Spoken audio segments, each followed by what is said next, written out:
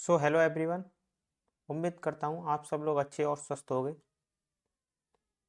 तो आज हम सब लोग railway exam group D, railway का एग्ज़ाम जो ग्रुप डी के अभी जो एग्ज़ाम 27 नवंबर से चल रहे हैं, उसी के एग्ज़ाम पैटर्न और एग्ज़ाम रिव्यू के बारे में मैं आप लोगों के साथ डिस्कस करूँगा कि 2 दिसंबर को नोएडा सेक्टर 62 में जो एग्ज़ाम था वो कैसा एग्ज़ाम गया, कितने अटैम्प्ट किए, कितने क्वेश्चन सही थे जो एकदम एक्यूरेट बन रहे थे, उनमें कोई प्रॉब्लम नहीं आ रही थी। इन सभी टॉपिक पर हम डिस्कस करने वाले हैं। तो चलो शुरू करते हैं। तो फर्स्ट ऑफ ऑल स्वागत है आप सभी लोगों का दिशा मंच अकेडमी के इस प्लेटफॉर्म पर। आप अगर इस चैनल पर नए हो तो इस चैनल को लाइक शेयर एंड सब्सक्राइब कीजिएगा। तो चलो भाइयों शुरू करते हैं।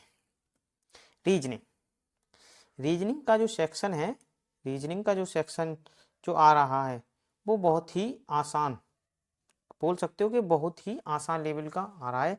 इसमें कोई ऐसा कोई क्रूशियल नहीं है कि जो आप क्वेश्चन नहीं कर पाओ। अगर आपने थोड़ा बहुत भी पढ़ रखा होगा, दैट्स मीन कि मतलब आपने मॉक वगैरह लगा रखे होंगे, तो आप क्वेश्चन को इजीली बना ले जाओगे। ऐसी कोई प्रॉब्लम नहीं है, ठीक है। मैं आप लोगों को बताऊंगा कि कुछ क्वेश्चन कैसे बन रहे हैं। देखो कुछ क्वेश्चन जो आ रहे हैं आपके लिए, ये देखो जैसे कि ये आपने देखा होगा कि ये सर्कल सर्कल वाले एक पैटर्न पर एक क्वेश्चन बनता है। ये है, ये है, इस तरीके के क्वेश्चन बनता है। तो इसमें कभी सेंटर के साइड में देख रहा होता है, देख रहे होते हैं, और अब कभी सेंटर के बाहर देख रहे होते हैं। तो इससे इसमें 3 से 4 क्वेश्चन यही बन रहे हैं भाई। कभी एक में तो मेरे में शायद 7 वाला था, वैसे तो मोस्टली 6 वाले ही थे। और कुछ और सेकंड पैटर्न पे जो क्वेश्चन बन रहा है वो है ये फ्लोर बेस्ड के। नीचे वाले को एक नाम ए नाम दिया जाता है, इसको 2 3 ऐसे करके मतलब दिया जाता है। फिर उसको बोल देता है कि बी जो है एक इवन नंबर पर बैठा है या ऑड नंबर पर बैठा है। इस तरीके के क्वेश्चन बनने हैं। इसमें लिमिट जो है मैक्सिमम 7 तक है, 7 तक फ्लोर बैठा रहा है, 7 तक मतलब 7 फ्लोर तक वो सीटिंग अरेंज करा रहा है, ठीक है। अब आता है नेक्स्ट, और एक क्वेश्चन और बनना है भाई। मैं आप लोगों को बता दूं, एक क्वेश्चन ये वाला, जैसे कि आपने देखा होगा कि 7 कैंडिडेट हैं, ये इसका लेफ्ट साइड है, ये इसका राइट साइड है, तो वो नॉर्थ की साइड फेस करके बैठे हैं। तो बताइए कि लेफ्ट से फर्स्ट कौन है कि राइट से फर्स्ट कौन है। इस तरीके के क्वेश्चन जो है आपको 3 क्वेश्चन ये सर्किल बेस्ड वाले मिल जाएंगे, 3 क्वेश्चन ये और 2 क्वेश्चन ये। मान लो कि बहुत अच्छा पैटर्न, अच्छा लेवल का इसी में ही है। बाकी अदर बहुत ही इजी है, मतलब ये मान लो कोडिंग रिकॉर्डिंग आप बना ले जाओगे, इसमें कोई इतना टफ नहीं है, ठीक है। आप इस रीजनिंग को करने में अगर दे सकते हो तो मेरे हिसाब से तो 20 से 25 मिनट आप बहुत हो जाएंगे इसके लिए, ठीक है।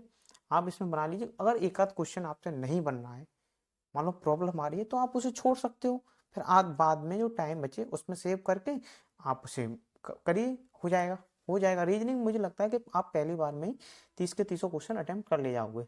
चलो नेक्स्ट टॉपिक, नेक्स्ट है साइंस। साइंस बोल सकते हैं आसान भी और थोड़ा कुछ क्वेश्चन टफ भी। देखो 15 से 16 क्वेश्चन जो हैं बहुत ही आसान है। मतलब आसान ऑफ द सेंस कि आप पढ़ोगे और आंसर टिक कर दोगे, आपने अगर साइंस पढ़ रखी होगी तो। 3 न्यूमेरिकल बेस्ड क्वेश्चन आ रहे हैं, वो हैं सिर्फ और सिर्फ फॉर्मूला बेस्ड। ये नहीं कि आपने 12th में जो बहुत कंडीशन लगा के करते थे, वैसा कोई क्वेश्चन नहीं है। आ जाएगा, गतिज गतिज ऊर्जा पूछ लेगा या स्थितिज ऊर्जा पूछ लेगा, एमजीएच में डायरेक्ट फॉर्मूला लगा के आप उसे कर ले जाओगे, और ऑप्शन भी एलिमिनेट करोगे तो आप कर ले जाओगे बहुत। अब आती है बायो। बायो बायो भाई, बायो का क्वेश्चन जस्ट लाएगा हमारे लिए एक हिस्ट्री। अगर आपको आता है तो आप कर दोगे, अदरवाइज उसमें कोई है नहीं, क्योंकि बायोलॉजी एक मैथ बैकग्राउंड वाले बच्चे को और अदर जो बायो वाले हों होते हैं उन्हें बहुत कम समझ में आती है, ठीक है। तो मैथ वाले सेक्शन से हटके हम अब बात करेंगे बायो। बायो में है रिप्रोडक्शन, ये वाला टॉपिक से मैं बता रहा हूँ भाई, 2 से 3 क्वेश्चन बनना है। 2 से 3 क्वेश्चन इसके बनना है, टिश्यू के बनना है, न्यूक्लियस वाले चैप्टर के बनना है। ये मानो कि बायो में जो मोस्टली क्वेश्चन बनना है वो 7 से 8 क्वेश्चन बायो के बन रहे हैं। कुछ क्वेश्चन तो आपको आसान होंगे, कुछ क्वेश्चन तो आसान है, और कुछ क्वेश्चन काफ़ी टफ हैं। टफ ऑफ द सेंस इतने भी टफ नहीं कि जितना आप सोच रहे हो कि अरे भाई क्या नीट नीट की बायो पूछ ली, नहीं नहीं नहीं नहीं, वो डायग्राम बायग्राम वाले नहीं है ऐसे कि ये बना दिया और ये बना दिया, पूछ लिया कि इसमें ये वाला पॉइंट क्या है, ये वाला पॉइंट क्या है, या इसकी वैल्यू यहाँ दे दी, बस ऐसा कुछ नहीं है, बस थोड़ा बेसिक क्वेश्चन पूछ रहा है और कोई ज़्यादा टफ नहीं है, ठीक है। अब नेक्स्ट आता है हमारा करंट अफेयर। करंट अफेयर भाई मेरे मानना करे, अगर ये रेलवे चाहे तो ये वाले सेक्शन को हटा भी सकती है, ये वाले को वो सीधा बोल सकती है कि हम करंट अफेयर ही पूछेंगे और कुछ नहीं पूछेंगे, हम पूछेंगे क्या, करंट, करंट ही पूछेंगे हम, दूसरा कोई नहीं पूछेंगे। करंट अफेयर आप लाइन पढ़ सकते हो कि क्या लिखी है, रुला ना दूं तो मुझे करंट कौन कहेगा। करंट तो वैसे झटका देता है, लेकिन इसने तो रुला दिया, क्योंकि भाई कुछ क्वेश्चन जो थे वो डीपली पूछे गए थे। डीपली ऑफ द सेंस कि कुछ में एक कंडीशन दे रखी थी, कंडीशन मतलब लाइन, और फिर पूछता है कि इसका उद्घाटन मोदी जी ने किस किस समय किया, मतलब बहुत घुमा के क्वेश्चन पूछा हुआ था, मतलब डायरेक्ट नहीं, जैसे भ्रष्टाचार सूचकांक के बारे में पूछ ले वैसा कोई क्वेश्चन नहीं था। नॉर्मल क्वेश्चन 5 से 6 थे, बट वो भी थोड़े डिफिकल्ट थे, मतलब मेरी अपनी सेफ्टी की बता रहा हूँ, जो 2 दिसंबर को नोएडा सेक्टर 62 में हुई थी, मैं उसके बारे में आपको बता रहा हूँ। तो अब क्या करें, कैसे करें करें कैसे करें, ये भी क्वेश्चन बनता है ना, क्या करें हम। देखो मेरा आपको अगर सजेशन मानना हो तो आप मानिएगा कि आप जो है यूट्यूब वीडियो के चक्कर में मत पड़िए। अगर आपके पास टाइम है, किसी टीचर की एक पीडीएफ उठाइए, जिसकी मान लो कि जनवरी 2025 से लेकर के अक्टूबर 2025 तक की करंट हो, और उसी में उसमें सबसे मोस्ट इम्पोर्टेंट अगर मैं आपके लिए बताना चाहूँ इम्पोर्टेंट हो, तो आप जुलाई से अक्टूबर वाले क्वेश्चन उठाइए और उन्हें पढ़ना शुरू कीजिए।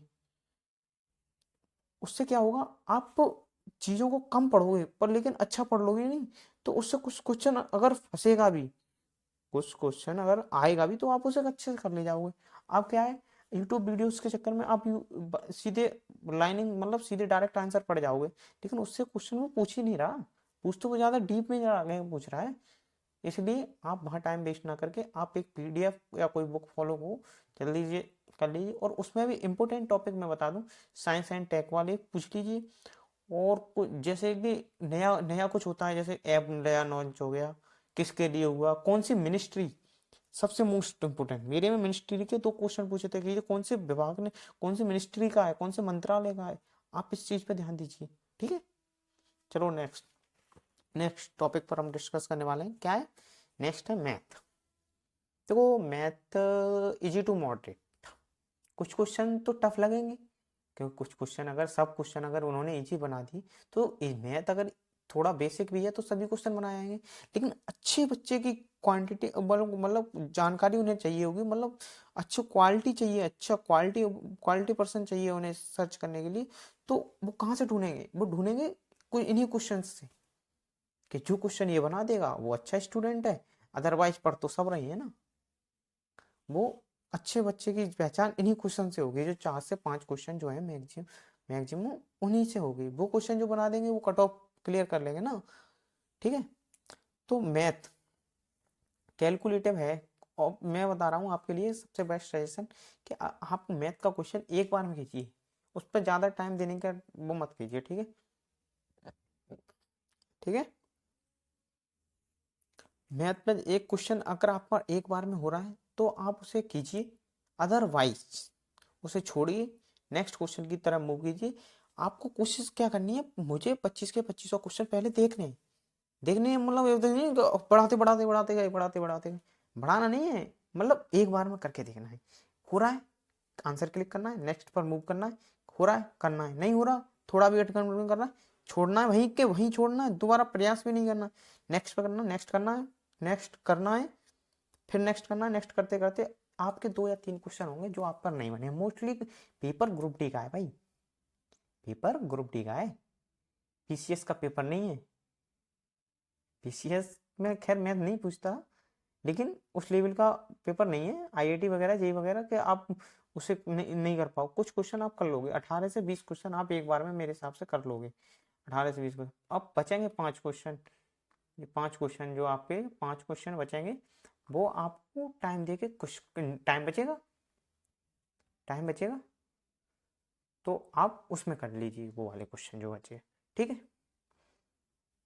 देखो अब कैसे अटेम्प्ट करें, मेरे हिसाब से मानो जैसा कि मैंने पेपर देखा, आप उससे पहले रीजनिंग अटेम्प्ट कीजिए, देन जनरल साइंस पर जाइए, देन करेंट अफेयर पे जाइए, लास्ट में मैथ को करिए, ठीक है। इस तरीके से क्वेश्चन करिए। और आपके लिए एक सबसे महत्वपूर्ण बात बताऊँ, टाइम वहाँ चलता है वो है 90 मिनट के अकॉर्डिंग। 90 मिनट आप अगर मॉक देते हो तो यहाँ चलता है 1 घंटा, 1 घंटा 30 मिनट के अकॉर्डिंग, ऐसे नहीं, वहाँ 90 मिनट से कम होता है। तो आपको कोशिश क्या करनी है, जब वहाँ 60 आए उससे पहले आपको रीजनिंग तो कंप्लीट करनी है। फिर अगली 15 मिनट में जनरल साइंस, 10 से 15 मिनट में आपको जनरल साइंस ये वाला सेक्शन कर लेना है। मतलब 45 मिनट से पहले पहले हमें आना है, और फिर 5 मिनट में हमें करेंट करनी है, जितने क्वेश्चन बनने हैं वो बची 40 मिनट। 40 मिनट मैथ के लिए बहुत है, और 40 मिनट में भी आपको टाइम शेष बचेगा। फिर जो क्वेश्चन आप पर नहीं बने वो वाले क्वेश्चन प्रैक्टिस कीजिए, जिससे कि और अच्छे, मतलब कुछ लास्ट में कुछ क्वेश्चन शुरू में नहीं बन रहे होते, वो लास्ट में बन जाते हैं। आप ऐसी कोशिश कीजिए, ठीक है। According to exam level cut off, देखो भाई, पहले मैंने अंदाजा लगाया था कि 70-75 से ऊपर ही कट ऑफ जाएगी। अब उसमें हुआ क्या है, इसमें हिस्ट्री वाले जो क्वेश्चन वाले, तो हिस्ट्री वाला जो सेक्शन था, हिस्ट्री, ज्योग्राफी, पॉलिटी, इकोनॉमिक्स, ये वाला सेक्शन तो पूछ नहीं रहा, क्योंकि बालक ये वाला तो पढ़ रखा होता है, काफी टाइम से पढ़ रहा होता है। तो इससे क्या हुआ, अब उसने आई करेंट। अब करंट हर कोई बच्चा तो उस हिसाब से नहीं कर पाएगा। करंट आने की वजह से कट ऑफ में फर्क आएगा, कम से कम 10 से 12 नंबर का, मैं बता रहा हूँ आपको। तो क्या कट ऑफ रह सकती है, विदाउट नॉर्मलाइजेशन, जिसके 65 से 70 के बीच नंबर बन रहे होंगे, वो बिल्कुल सेफ है, ठीक है। जो बिल्कुल सेफ है उसका हो जाएगा किसी भी जोन से सही। अब किसी की थोड़ी किस्मत चंगी हुई या कैसे भी सही तो बात अलग है, लेकिन इतने पर हो जाएगा, ठीक है। तो बस इतना ही। हाँ हाँ, आप अगर मेरे से पूछ रहे हो कि आपने कितने अटेम्प्ट किए, तो मैंने अटेम्प्ट किए भाई 91, ठीक है। तो थैंक यू।